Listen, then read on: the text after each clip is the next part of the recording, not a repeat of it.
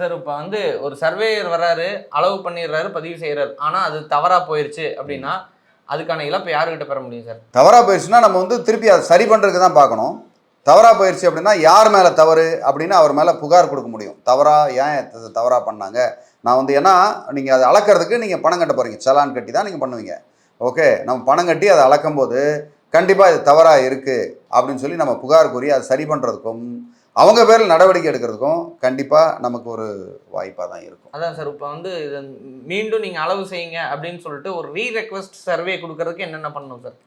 ஒரு புகாராக கொடுத்து இது மாதிரி நான் இது மாதிரி கட்டியிருந்தேன், பட் ஆனால் இது இந்த மாதிரி தவறு நடந்திருக்கு அப்படின்றத நம்ம ஒரு புகாராக கொடுத்து கண்டிப்பாக நம்ம வந்து பண்ண சொல்லி உயரதிகாரிகள்ட்ட சொன்னால் அவங்க கண்டிப்பாக வந்து நமக்கு அளப்பாங்க. ஏன்னா அதில் வந்து நிறைய பாதிப்புகள் உண்டாகும்.